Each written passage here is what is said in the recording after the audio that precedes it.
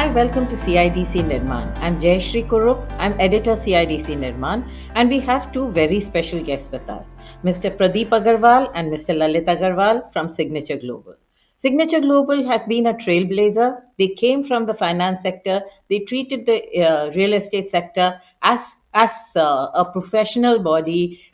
They completed on time. They concentrated on design. They concentrated on execution and technology, and they have very recently completed a very successful IPO. So, congratulations to both of you, and thank you for coming to CIDC Nirman. Thanks Jayashree, आपको भी बहुत बहुत शुक्रिया। और जैसा कि आपने कहा कि बहुत बेहतर आईपीओ हमारा गया है। सो जैसा कि आप जानते हैं कि हमने जो प्राइस पॉइंट रखा था अपने आईपीओ का, वो 385 रुपीज़ पर शेयर था, और आज जो एज ऑन डेट जो प्राइस पॉइंट है वो हमारा 750 से भी कुछ ज़्यादा है। तो I think so it's good for our investors. मुझे लगता है वो कहीं ना कहीं खुश होंगे कि एक अच्छा खासा उन्होंने एक पैसा बनाया है, और ये सब आपकी ब्लेसिंग से है। और एक अच्छे जो कॉर्पोरेट एनवायरनमेंट हमने पूरी सिग्नेचर ग्लोबल में एक मेंटेन किया है, जो कॉर्पोरेट गवर्नेंस है हमारा, उसको फर्स्ट प्रायोरिटी बनाते हुए काम किया था। मुझे लगता है ये उसी का परिणाम है कि हम इस कंपनी को लिस्ट भी करा पाए, और लिस्ट कराने के बाद एक अच्छा खासा जो लोगों का जो भरोसा था वो भी कहीं ना कहीं हमने जीता है। राइट। और जैसे मैंने कहा, आपने इस बिजनेस को एक डिफरेंट तरीके से देखा। आप इसको एक आप कह रहे थे कॉर्पोरेट एनवायरनमेंट, इसी कॉर्पोरेट एनवायरनमेंट की वजह से और इसी process driven and system driven environment की वजह से आप बहुत छोटे टाइम में you have been able to make a mark. तो इसके बारे में मैं जानना चाहती हूँ, and please feel free to for both of you to join in as you answer the question. So I answer. So Jayashree, देखिए, कोई भी कंपनी किसी भी सेक्टर की क्यों ना हो, उसके अंदर सबसे ज़्यादा ज़रूरी है टीम बिल्डिंग का होना, एंड एक कंपनी के अंदर कॉर्पोरेट गवर्नेंस के ऊपर आपका मेन फोकस होना। क्योंकि अगर कोई भी किसी भी इंडस्ट्री में है, चाहे एफएमसीजी हो या अदर देन रिटेल हो या कोई भी सेक्टर हो, और मैं रियल एस्टेट को बिलोंग करता हूँ, तो रियल एस्टेट हो, सबसे ज़्यादा ज़रूरी है कि किस तरीके की जो कंपनी बिल्ड है वो किस तरीके से करना चाहते हैं। तो मुझे लगता है कि हम लोगों ने काफ़ी वक्त कैपिटल मार्केट में काम किया, लगभग 22 से 24 साल तक हमने लगभग उसमें काम किया है। सो वो एक हमारे पास एक वास्ट एक्सपीरियंस था। उसका एक बहुत बड़ा रीज़न रहा कि जब हमने यहाँ पर 2013 में 2013 में जब इस कंपनी को हमने स्टार्ट किया, सो वेरी फर्स्ट डे से हम बहुत क्लियर थे कि जो कंपनी बनानी है उसको एक कॉर्पोरेट मैनर में बनाना है, ताकि हम बड़े जो इन्वेस्टर्स हैं उनको अट्रैक्ट कर सकें, बड़ी जो कंपनीज हैं, इंस्टीट्यूशंस हैं, उन लोगों के ऑन बोर्ड कर सकें। यही चीज़ें कुछ ऐसी थी, जैसा मैं बार बार कॉर्पोरेट गवर्नेंस पे बात कर रहा हूँ, तो 2017 में हम बहुत छोटी कंपनी थी, उसके बावजूद भी हमने ग्रैंड थॉर्टन जो है उसको एज ए ऑडिटर कंपनी के ऊपर अपॉइंट किया, जिससे हम ज़्यादा बेहतर तरीके से अपना कॉर्पोरेट गवर्नेंस कर सकें। और यही एक रीज़न रहा कि आईएफसी, जो इंटरनेशनल फाइनेंस कॉरपोरेशन है, या एचडीएफसी, उन जैसी बड़ी कंपनीज को हम ऑन बोर्ड ला पाए, और आज वो कंपनी के अंदर शेयर होल्डर हैं, और उन लोगों की गाइडेंस भी हमारे लिए बहुत सपोर्टिव रही। तो रीज़न क्या है, जितने भी बड़ी इंस्टीट्यूशंस के साथ आप काम करते हैं, तो उनका एक एक्सपीरियंस बहुत बहुत बड़ा एक्सपीरियंस उनके पास होता है। उस एक्सपीरियंस को आप उनसे गेन करते हैं। सो उन्होंने हमारे कंपनी में आकर, मुझे लगता है ये एक बहुत बड़ी चीज़ की है, जिससे हम एक कॉर्पोरेट गवर्नेंस का जो हम वर्ड यूज़ बार बार कर रहे हैं उसको एक्टिवली में ऑन ग्राउंड कर पाए हैं। और ऑफ कोर्स लिस्टिंग, जैसा कि मैंने शुरू में भी कहा कि लिस्टिंग हुई, सक्सेसफुल लिस्टिंग हुई। लोगों ने रियल एस्टेट के अगर शेयर्स की बात करें तो बड़ा ताज्जुब होता है कि कोई भी दिल्ली एनसीआर की 2006 के बाद कोई पहली कंपनी थी जो दिल्ली एनसीआर से लिस्ट होने के लिए गई रियल एस्टेट की, और वो कंपनी इतनी सक्सेसफुल लॉन्च हुई कि लगभग 12 टाइम से ज़्यादा कंपनी ने ओवर सब्सक्राइब किया, और एक अच्छा खासा प्राइस गेन जो हमारा इन्वेस्टर था उसको कहीं ना कहीं मिला। तो ये सारी चीज़ें हैं इसके अंदर। ईंट बाय ईंट, आप जैसे हम पूरी बिल्डिंग बनाते हैं, तो ईंट बाय ईंट हमने जब उसको बनाया तो उसके अंदर बहुत सारे लोगों का सहयोग है। इसके अंदर जो टीम है हमारी, उन्होंने उनकी दिन रात मेहनत इसमें रही है बहुत। क्योंकि जयश्री, एक चीज़ बहुत सिंपल मैं अगर आपको कहूँ, कोई भी कंपनी के अंदर एक फंडामेंटल होता है कि उसकी फाउंडेशन अगर बनानी तो आपकी टीम मस्ट बी स्ट्रांग, यानी वो एक तो क्वालिटेटिव टीम होनी चाहिए, दूसरा जो एक्सपीरियंस लोग हैं वो ऑन बोर्ड होने चाहिए। मुझे लगता है वहाँ कहीं न कहीं हमने बहुत बड़ा काम किया है। मैं प्राउडली कह सकता हूँ कि दिल्ली एनसीआर की इस वक्त हम सबसे बेहतर और सबसे बेस्ट टीम है, जो इतना बड़ा एक जो नंबर है, अगर इन टर्म्स ऑफ मैं नंबर बात करूँ, लगभग 17 मिलियन के हमारे ऑन गोइंग प्रोजेक्ट हैं, जो आने वाले हम 2.5 से 3 साल में डिलीवर करने वाले हैं।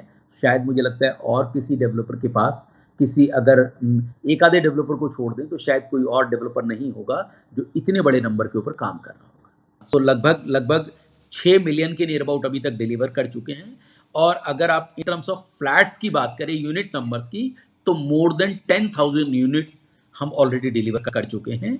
और आने वाले वक्त में मैं उम्मीद कर रहा हूँ लगभग 12 से 15,000 यूनिट अगले 2 से 2.5 साल में और हम डिलीवर कर देंगे। ओके, लेट्स टॉक अबाउट जो आपने प्रोसेसेस सेट किए। कॉर्पोरेट गवर्नेंस की बात कर रहे थे, इस पे थोड़ा और लेट्स ड्वेल अपॉन इट।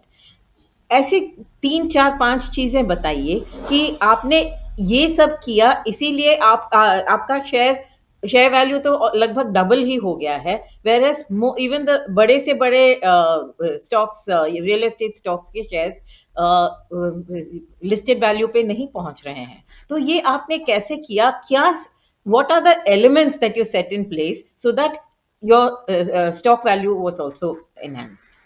सो जयश्री, किसी भी बिजनेस का एक सिंपल रूल है, you must be transparent. Transparent with your investors, transparent with your board members, transparent with your auditor, जितने भी लोग हैं उनके साथ यू मस्ट बी ट्रांसपेरेंट। हमने वो कहीं ना कहीं एक फेथ उनके अंदर डेवलप किया है कि हम जितनी चीज़ें आपसे बता रहे हैं या जितनी चीज़ें हमने आपको शो की हैं, ये इन प्लेस हैं, राइट मैनर में इन प्लेस हैं। क्योंकि रियल एस्टेट एक ऐसा बिजनेस है, थोड़ा कम्बरसम है, उसके अंदर आप उसको बहुत डिटेलिंग नहीं कर सकते, क्योंकि ऑफ कोर्स चाहे कितना भी बड़ा इन्वेस्टर हो या ऑडिटर हो, बहुत माइन्यूटली उसको नहीं अंडरस्टैंड कर पाता है। वो प्रमोटर या जो टीम के जो एक्सपीरियंस पर्सन है वही कर पाते हैं।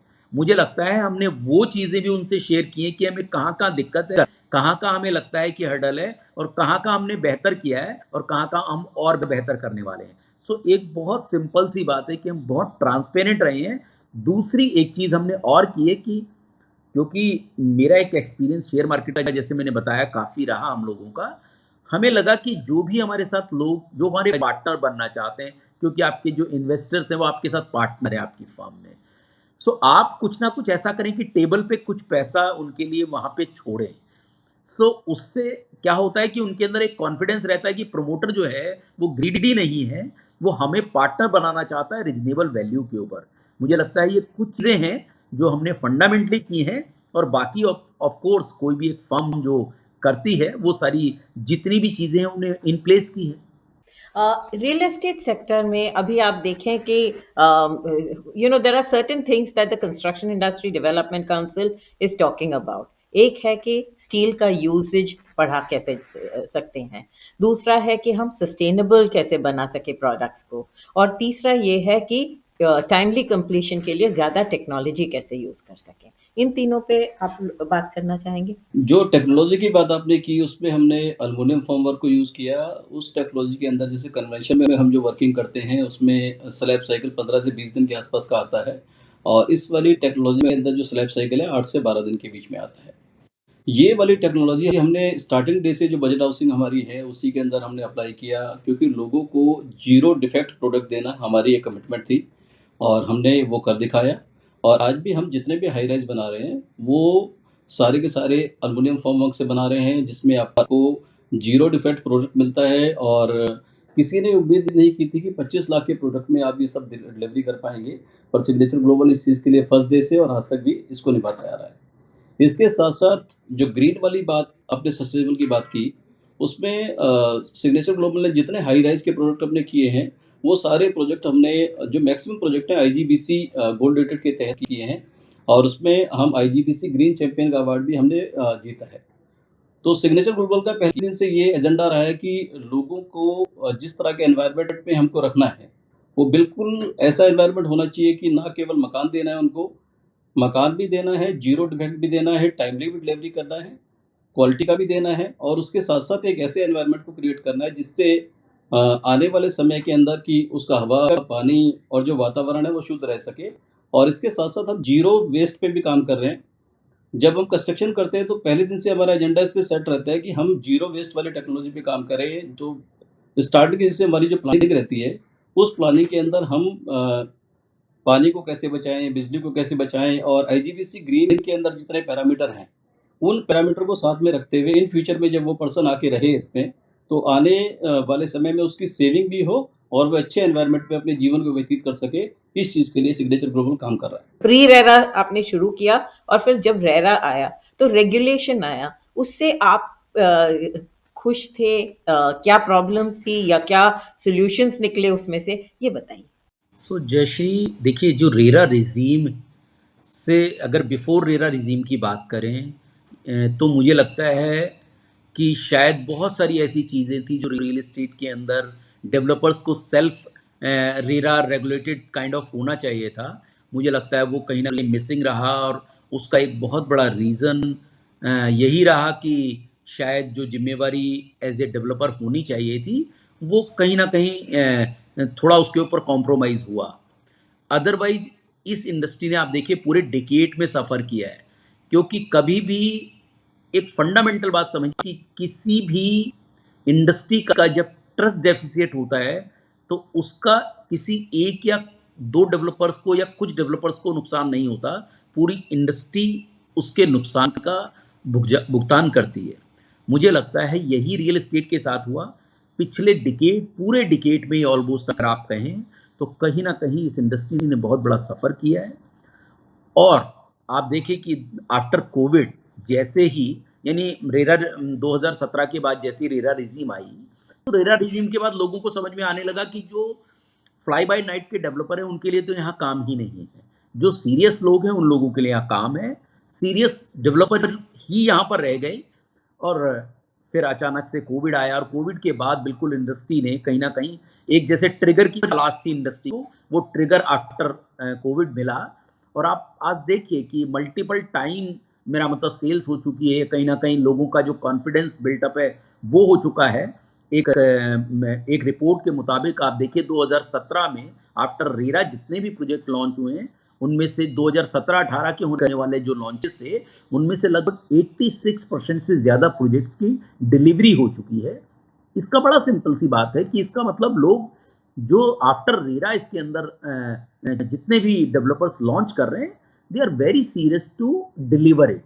और सिग्नेचर ग्लोबल में भी मैंने जैसे अभी आपको बताया कि लगभग 10,000 से ज़्यादा यूनिट अभी तक हम लोगों को डिलीवर कर चुके हैं। और हम बहुत कोशिश करते हैं, क्योंकि रेरा एक अलग चीज़ है, हम खुद अपने आप को रेगुलेट करते हैं कि जो हमने कमिटमेंट किया है उनको हम टाइम से पहले डिलीवरी देने की कोशिश करें।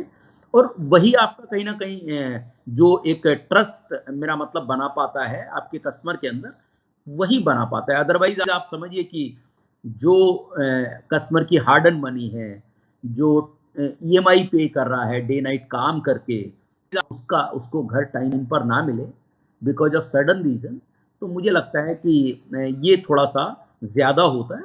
सो शायद मुझे लगता है डेवलपर्स ने इस बात को अच्छी तरह समझा है। अब कहीं ना कहीं जो राइट है वो बहुत सारे राइट ऐसे होम बायर्स के पास हैं डेवलपर्स के साथ साथ, जिससे कोई भी चीज़ अगर वो डेवलपर कॉम्प्रोमाइज़ करता है या कहीं लापरवाही करता है तो ऑफ कोर्स उसका भुगतान उसे करना पड़ेगा।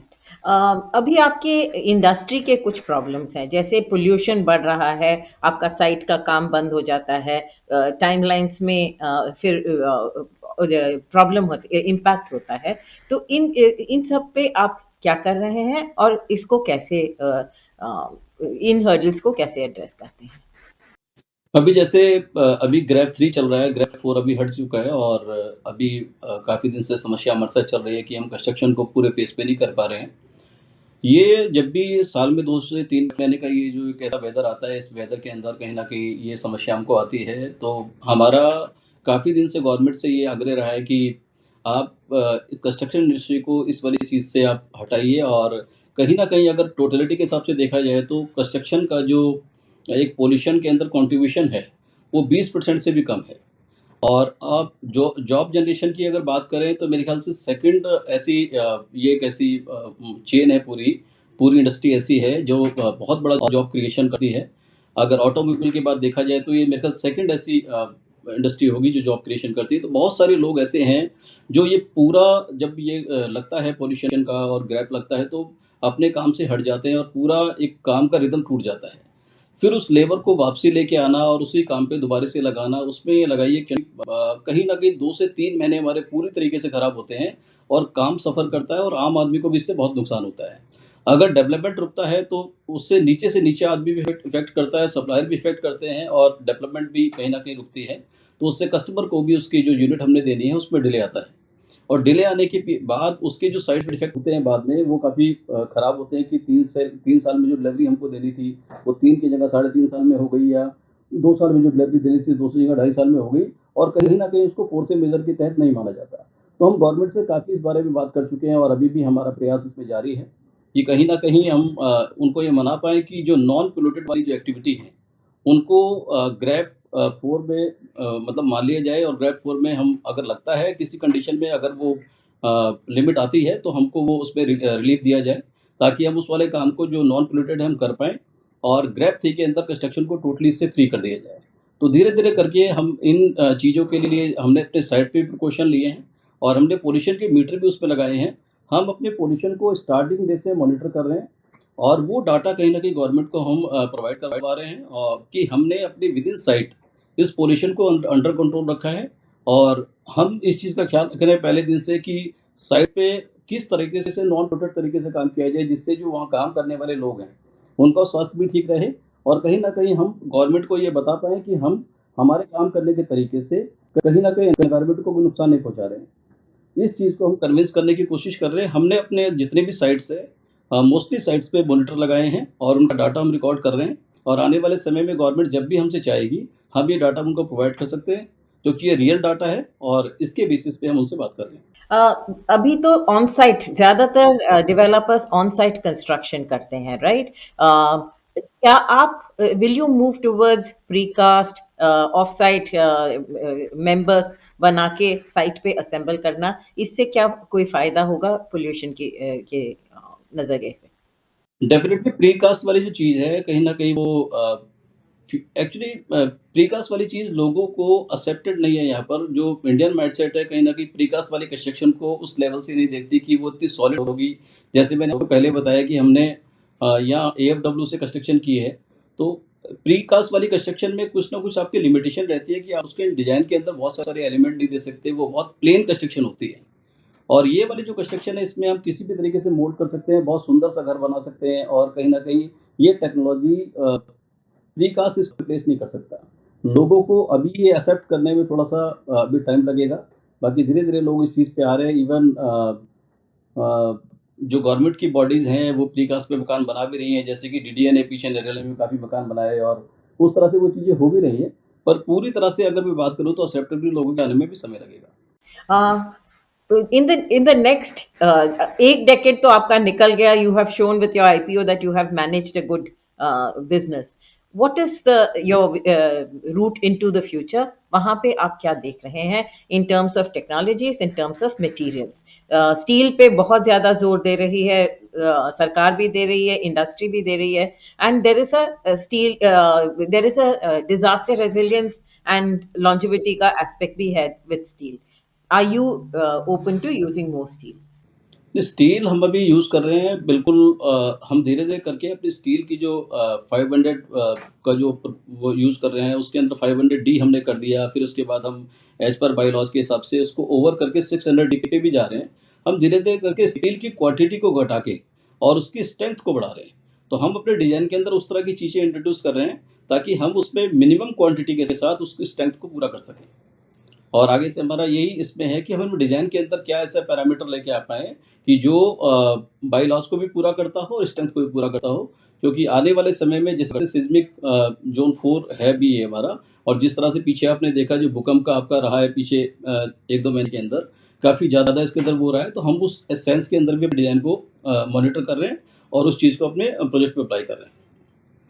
And your vision for the next 5 years? सो जयश्री, अगर आप कंपनी की बात करें अगले 5 साल की, तो मुझे लगता है एक तो कंपनी का जो एग्जिस्टिंग जो पोर्टफोलियो, जो फोर्थ कमिंग प्रोजेक्ट्स हैं, वो बहुत स्ट्रॉन्ग पाइपलाइन है। लगभग 27 मिलियन हमारे पास अभी स्टॉक इन हैंड है, जो आने वाले 2 से 3 साल में हम जिनका लॉन्च करने के लिए प्लान बना रहे हैं। सो मोस्टली प्रोजेक्ट हम गुरुग्राम और सब ऑफ द गुरुग्राम में ही प्लान कर रहे हैं। सो क्योंकि एक बहुत बड़ी चीज़ क्या दिल्ली एनसीआर में हुई है कि जो डेवलपर्स हैं, जो रेपुटेटेड डेवलपर्स और ब्रांडेड डेवलपर्स, वो कहीं ना कहीं बहुत कम क्वांटिटी में है। अगर आप देखें कि जैसे फॉर एग्जांपल आप अल्ट्रा लग्जरी और लग्जरी की बात करें, तो वो यहाँ पर गिने चुने नाम आते हैं। अगर मिड इनकम की बात करें, तो वहाँ तो मुझे लगता है कोई सिंगल नाम भी नहीं है एक्सेप्ट सिग्नेचर ग्लोबल, जो मिड इनकम पर फोकस करे और ब्रांडेड भी हो। सो हमारे पास आने वाले वक्त में अच्छे बड़े प्लान हैं यहाँ पर कि हम आने वाले 2 से 3 साल में लगभग 25 से 27 मिलियन के नियर अबाउट जो हमारा स्टॉक है, उसे हम लॉन्च करेंगे। और एक जो मिडिल क्लास और अपर मिडिल क्लास सेगमेंट, जिसके अंदर आप जो प्राइस पॉइंट है वो लगभग 1 करोड़ रुपए से लेके यूनिट का वो लगभग 2 से 2.5 करोड़ रुपए पर यूनिट तक जाएगा। Depend on size, depend on locations, मुझे लगता है प्राइस वेरी करेंगे, लेकिन इस सेगमेंट में डिमांड बहुत ज़्यादा है। लोगों के पास जो ऑप्शंस हैं वो बहुत कम हैं, और ख़ास करके जैसे मैंने कहा आपको कि जो ब्रांडेड डेवलपर्स हैं, उनकी ऑप्शंस तो बहुत लिमिटेड हैं। इसी वजह से कहीं ना कहीं सिग्नेचर ग्लोबल को एडवांटेज मिल रहा है कि उसके पास जो कस्टमर है वो अबेंडेंट है। Congratulations to both of you again for a very good IPO. Congratulations for being able to create such a strong brand. And thank you so much for joining CIDC Nirman.